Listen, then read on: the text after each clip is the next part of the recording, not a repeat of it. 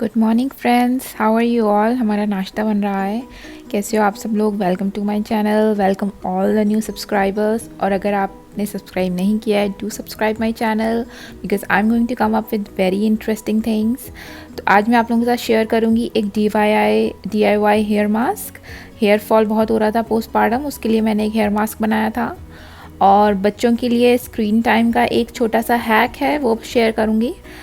मेरा बेटा पिछले हफ्ते बहुत टीवी देखा था क्योंकि उसकी बहन जो है मेरी बेटी, वो थोड़ी बीमार थी, तो मैं अपने बेटे को टाइम नहीं दे पाई। तो उसकी टीचर ने कुछ चीज़ें सजेस्ट करी थी, तो वो मैंने यूज़ करी हैं। तो वो मैं आप लोगों के साथ शेयर करूँगी कि स्क्रीन टाइम के साथ ही बच्चे और कैसे थोड़े से एक्टिव और क्रिएटिव हो सकते हैं। क्योंकि इस लॉकडाउन में और आज बहुत टेम्परेचर भी बाहर का बहुत ज़्यादा है, तो इतना बाहर नहीं जा सकते, तो वो मैं शेयर करूँगी। लीजिए, बनाना पैनकेक्स एकदम बन के रेडी हैं। Yummy yummy in the tummy. इनको फ्लिप करते हैं। देखिए बहुत ब्यूटीफुल बने हैं आज तो। मैं आपको प्लेट में लगा हुआ दिखाती हूँ। लुक, ये फैमिली फेवरेट हैं। पिछली बार जो मैंने रेसिपी शेयर करी थी उसमें मैंने कोरिया केक्स का मिक्स यूज़ किया था, बट इसमें मैंने ओट्स फ्लोर यूज़ किया है। तो बेसिकली जितना भी बाहर मतलब बिल्कुल क्लीन इंग्रेडिएंट्स हैं इसमें। आज बनाना है, तो बनाना है, एग्स हैं और ओट्स फ्लोर हैं। So as clean as it can be food जो है वो आज का जो है ब्रेकफास्ट है हमारा। बस ब्रेकफास्ट बन के तैयार है, प्लेट में लग गया है। शुरू करते हैं खाना। मेरे बेटे के ये फेवरेट हैं, बच्चों के लिए तो ये बहुत सही है। इसमें फाइबर है, फ्रूट है, आई मीन एग्स हैं। How you know is there any other way to give them everything. ये मेरा तरीका है देने का। मेरे पास और भी बहुत सारी चीज़ें हैं अथर्व को खिलाने की, क्योंकि वो थोड़ा सा पिकी ईटर है, तो मुझे हमेशा कुछ ना कुछ नई टेक्निक्स ट्राई करनी पड़ती हैं ताकि वो फ्रूट, फाइबर और अपना प्रोटीन पूरा ले। तो वो मैं टेक्निक्स अपने ब्लॉग में आप लोगों के साथ ज़रूर शेयर करती रहूँगी। So do subscribe to my channel.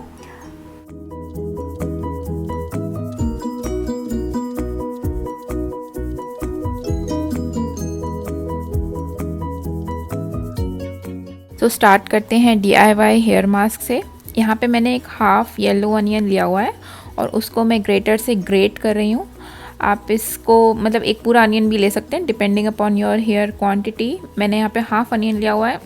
मेरी भी हेयर की जो थिकनेस है वो बहुत कम हो गई है, तो मेरे अभी ज़्यादा बाल नहीं है, इसलिए मैं हाफ़ अनियन ले रही हूँ। अगर आपके लॉन्ग हेयर हैं तो आप एक पूरा अनियन जो है उसको अच्छी तरीके से ग्रेट कर लीजिए।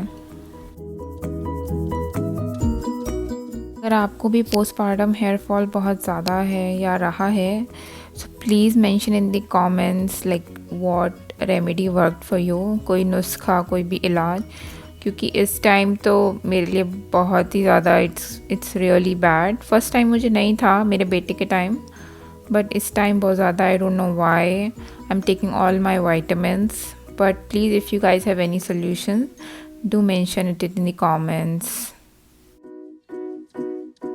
तो अनियन का पल्प जो है वो बन के तैयार हो गया है। अब मैं एक कॉटन बॉल लूँगी, उसको अनियन के पल्प में डिप करूँगी अच्छी तरीके से ताकि वो जूस सोक कर ले, और उसके बाद उसको बालों के रूट्स में ले जाके स्क्वीज़ करूँगी ताकि जूस जो है वो मेरे बालों के रूट्स में लग जाए। ये बहुत ही क्लीन तरीका है काम करने का। क्लीन है, स्मार्ट है और फास्ट तरीका है काम करने का, क्योंकि आपको पल्प को स्ट्रेन करने की ज़रूरत नहीं है जूस निकालने के लिए। क्योंकि उसके बाद अगर आप एक बार जूस निकाल लेंगे उसके बाद अप्लाई भी करना है, तो क्यों ना उसी में कॉटन बॉल डिप कर लें। कॉटन बॉल जो है वो सिर्फ जूस को सोक करेगा और उसको आप अपनी रूट्स में ले जाके स्क्वीज़ करिए, तो उससे जो है वो जूस आपकी रूट्स में जाके लगेगा।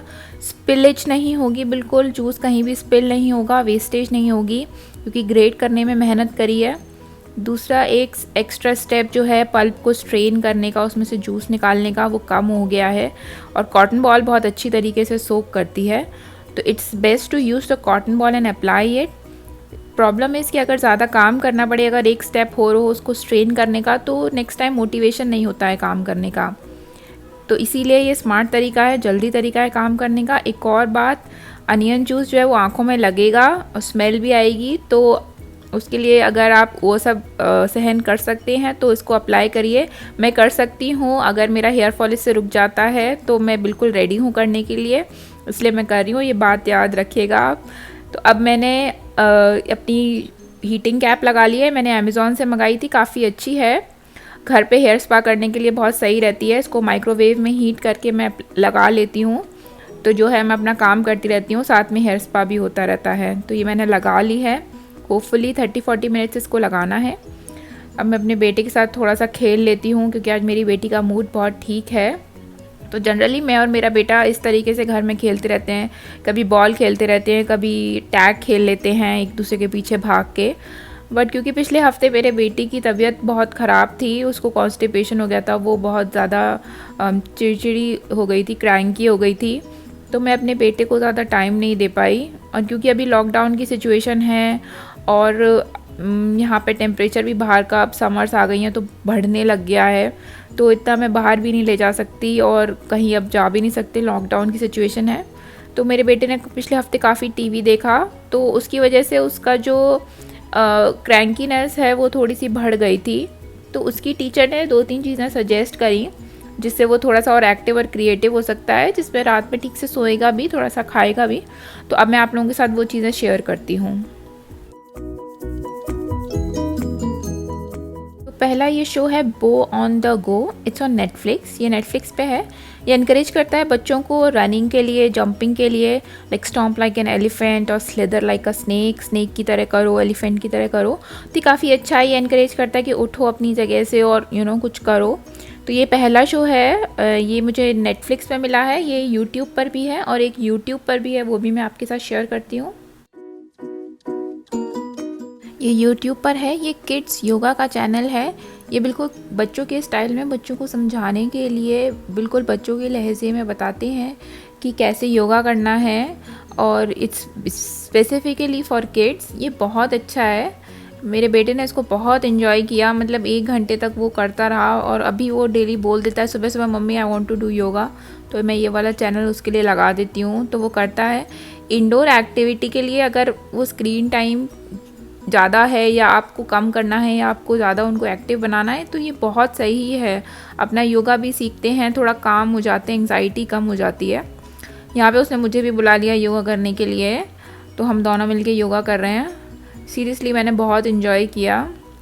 मेरी बेटी वहाँ पे थोड़ी काम थी थोड़ी देर के लिए, तो हम दोनों ने खूब इसको इन्जॉय किया। तो इसका नेम जो है मैं स्क्रीन पे फ्लैश हो रहा होगा, अगर आप चाहें तो आप इस चैनल को YouTube पे चेकआउट कर सकते हैं। अभी अथर्व को स्कूल से बहुत होमवर्क भी मिलता था, जैसे कभी कुछ डायनासोर ड्रॉ करना है, कभी कुछ ड्राइंग करनी है, बट मेरे पास टाइम नहीं होता है उसको सिखाने का, क्योंकि मुझे अपनी बेटी को देखना पड़ता है। अभी वो बहुत छोटी है, या तो वो नैप लेती है, नहीं तो उसको सारे टाइम मेरे साथ ही रखना पड़ता है, नहीं तो वो रोती है, उसको बराबर एंटरटेन करते रहना पड़ता है। तो अभी बेटे को थोड़ा टाइम नहीं दे पा रही हूँ। तो उसको स्कूल से काफ़ी होमवर्क मिलता है, ऑनलाइन क्लासेस चल रही हैं उसकी, तो उसको ड्राइंग वगैरह करवानी है। टीचर ने बोला है कि इसकी ड्राइंग और इसकी राइटिंग जो है वो सिखानी है इसको। तो वैसे इसको राइटिंग वाइटिंग सब आती है, बट फिर भी लाइक अपना नेम लिखना, लाइन में लिखना और प्रॉपर साइज़ के लेटर्स में लिखना। तो उसके लिए उसकी टीचर ने सजेस्ट किया था कि यूट्यूब के जो चैनल्स हैं आप उनको दिखा दिखा के उसको सिखा सकते हैं, अगर पर्सनल टाइम नहीं दे पा रहे हैं। ये बहुत अच्छा है, इससे इसने काफ़ी सीखा और इसने मतलब इंटरेस्ट भी काफ़ी लिया है।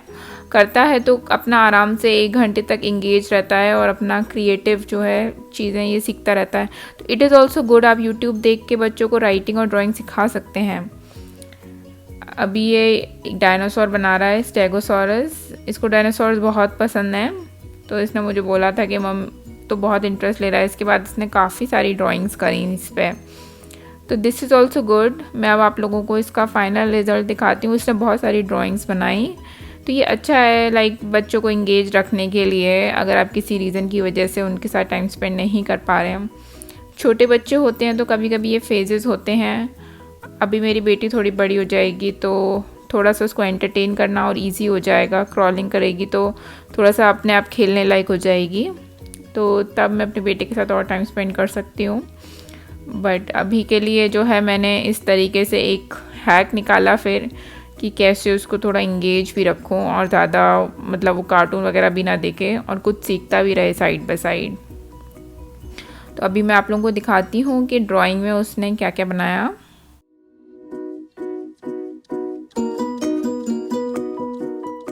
होमवर्क मिला था डायनासोर का, तो इसने अपने डायनासोर बनाए, काफ़ी सारे डायनासोर बनाए, एक की मैंने पिक्चर ले ली थी। उसके बाद इसने अपना ये बार्न बनाया है, लाइक जो बार्न होता है यहाँ पे जहाँ पे एनिमल्स को रखा जाता है। फिर एक साइलो है, साइलो में हे रखते हैं, वो भी इसने बनाया है। मतलब बेसिकली पूरी फार्म वाला बनाना था, इसने पूरा फार्मर भी बनाया, काफ़ी इंजॉय किया इसने। सो अभी मेरा हेयर मास्क लगा हुआ है, मुझे 30-40 मिनट्स लगाना है। तो इस बीच में मैं अपनी लंच की प्रिपरेशन कर लेती हूँ। लंच में मैं बना रही हूँ चिकन करी। रात में मैंने जो बोनलेस चिकन है उसको कट करके मैरिनेट होने के लिए डाल दिया था, क्योंकि बोन वाला मिला नहीं था, बट मुझे बोनलेस भी अच्छा लगता है। बस बोनलेस में ये है कि अगर डायरेक्ट करी में डालेंगे तो वो मुझे थोड़ा सा ड्राई लगता है, तो इसके लिए मैं थोड़ा सा ऑलिव ऑयल डाल के उसके ऊपर थोड़ी सी कोटिंग कर रही हूँ। और साइड में मैंने पायरेक्स डिश अपनी रख ली है, उसमें फॉइल पेपर से लाइनिंग कर ली है और स्प्रे ऑयल से मैं उसको स्प्रे कर दूँगी और इसको अच्छी तरह मिक्स कर लेंगे। तो आइडिया ये है कि इसको पायरेक्स डिश में डाल के और मैं अवन में ब्रॉयल करूँगी हाई पे फॉर 10 मिनट्स। उससे क्या है कि चिकन बाहर से थोड़ा सा ब्रेज हो जाता है, उस पर लाइक ब्राउन ब्राउन सी ब्रेजिंग हो जाएगी, हल्का सा बाहर से फ्राइड हो जाएगा और उसका जो मॉइस्चर है वो लीक नहीं होगा जब वो करी में जाएगा। फुल जो कुक है वो करी में जाके ही होगा, बट बाहर से थोड़ी सी कोटिंग हो जाएगी ऑयल से, थोड़ा सा वो हल्का सा भुना भुना सा हो जाता है। तो जब वो करी में जाएगा वो बेसिकली अपना मॉइस्चर लूज़ नहीं करेगा। तो अभी मैंने अवन में डाल दिया है हाई ब्रॉयल पे। जब तक ये 10 मिनट्स के लिए ब्रॉयल होगा मैं फटाफट से अपनी करी जो है उसका जो अनियन मसाला है वो रेडी कर लेती हूँ। तो मसाले में मैं डालूँगी एक बिग रेड अनियन, उसको मैं पील कर लेती हूँ अच्छी तरीके से, फिर कट कर लेती हूँ।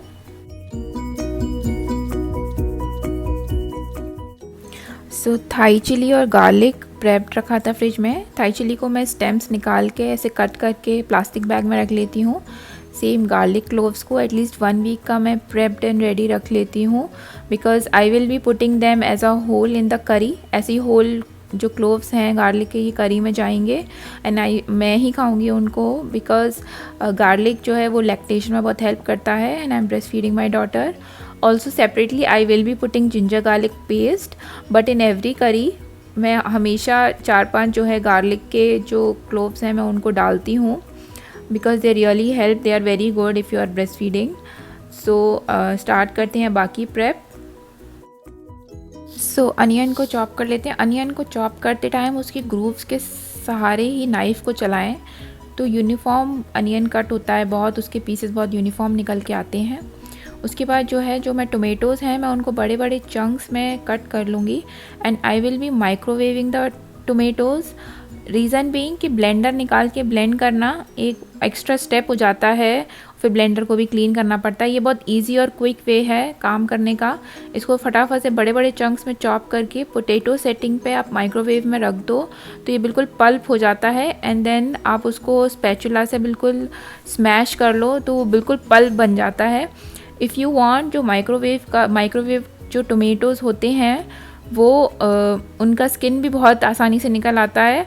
तो if you don't want skin in your करी, अगर स्किन नहीं चाहिए करी में तो आप हाथ से उनकी स्किन को निकाल दीजिए, वो भी एक बहुत फास्ट तरीका है काम करने का। प्लस इस तरीके से जो टोमेटोज़ होते हैं वो जो थोड़े रोस्टेड टोमेटोज़ जो होते हैं उनका फ्लेवर बहुत अच्छा आता है। फ्लेवर जो है वो ब्लेंडेड टोमेटोज़ से बेटर आता है रोस्टेड टोमेटोज़ का। तो नेक्स्ट टाइम जब आप करी में अगर आप पल्प टोमेटोज़ डाल रही हैं तो आप उसको इस तरीके से डालिएगा, बहुत अच्छा फ्लेवर आएगा। ये हमारा चिकन जो है वो ब्रॉयल होके रेडी हो गया है। साथ में मैं अनियन मसाला सौते कर रही हूँ। मेरे हस्बैंड आ गए हैं उसे चेक करने के लिए कि हुआ है कि नहीं हुआ है। तो वो बेसिकली कच्चा ही होता है, उसको मतलब आप टेस्ट कर सकते हो थोड़ा सा, लेकिन वो कच्चा ही होता है, पकेगा पूरा वो करी में जाके ही। It's not ready to eat because it is not cooked properly. So it's better कि आप उसको अभी ना खाएं and you just put them in the curry first, cook it properly and then eat it. So जब तक मेरी करी रेडी हो रही है सिलांट्रो प्रिपेयर कर लेते हैं। धनिया को मैं इस तरीके से पेपर टाल में रैप करके रखती हूँ। धनिया फ्रेश रहता है। पेपर टाल में रैप करने से यह है कि एक्स्ट्रा जो मॉइस्चर होता है उसको पेपर टाल सोक कर लेता है और धनिया फ्रेश रहता है। उस पेपर टाल को भी मैं नहीं फेंकूँगी, उसको मैं किचन क्लीनिंग में यूज़ कर लूँगी, क्योंकि इस टाइम पे पेपर प्रोडक्ट्स की बहुत ज़्यादा कमी हो रखी है, मिल नहीं रहे हैं आसानी से। तो इसी तरीके से हम लोग काम चला रहे हैं। जो पेपर टाल अभी जिसमें मैंने धनिया रैप करके रखा था उसको डायरेक्ट ट्रैश में नहीं डालूँगी, मैं उसे किचन क्लीनिंग में यूज़ करूँगी। तो अभी मसाले वगैरह रेडी हो रहे हैं। इसमें मैंने गरम मसाला और मैं एक होममेड गरम मसाला बनाती हूँ वो सब मैंने डाल दिया है। थोड़ा उसको सौते की सेटिंग पे 10 मिनट्स के लिए जो है मसाले को भुनने देना चाहिए, बट उसको चलाना बहुत पड़ता है क्योंकि नीचे लग जाता है।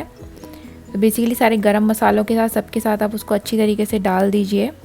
अब उसके बाद जो चिकन जो है वो ब्रॉयल हो गया है, लेकिन उसको मैं एक एक पीस करके नहीं डालूंगी या कुछ स्पैचुला यूज़ नहीं करूंगी डालने के लिए। उसके लिए मैं एक आपको टेक्निक बताऊंगी जिससे जो चिकन का जूस है वो भी अंदर चला जाएगा और वेस्टेज नहीं होगी बेसिकली फ्लेवर की।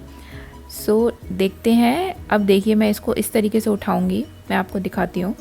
थोड़ा सा पहले पानी डाल देते हैं जो उस पर मसाला लग गया है स्पैचुला पे, उसको हिला लेते हैं अच्छी तरीके से। अब मैं इसके अंदर जो है वो ब्रॉइल्ड चिकन है उसको डालूँगी। पानी मैंने अच्छी तरीके से डाल दिया है। उसको दोनों साइड से इस तरीके से पकड़ के ऐसे पूरे फॉइल पेपर को ग्रिप बना के और पूरा जो चिकन है विद जूस आप करी में डाल दीजिए। इससे क्या आपके जूस की वेस्टेज नहीं होगी। और ध्यान रखिए कि वो ठंडा हो गया हो क्योंकि ब्रॉयल किया हुआ गर्म होता है। तो ये हम लोग अपना लंच कर रहे हैं।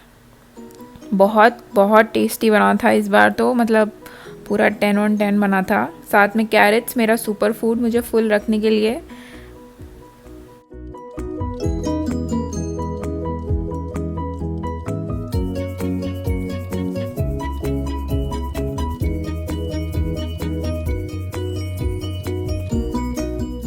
मोमेंट ऑफ ट्रुथ है, हेड बाथ मैंने ले लिया है। थोड़ा सा हेयर सीरम लगा लेते हैं, फिर थोड़ा सा ड्राई कर लेते हैं और देखते हैं कि क्या रिज़ल्ट्स हैं।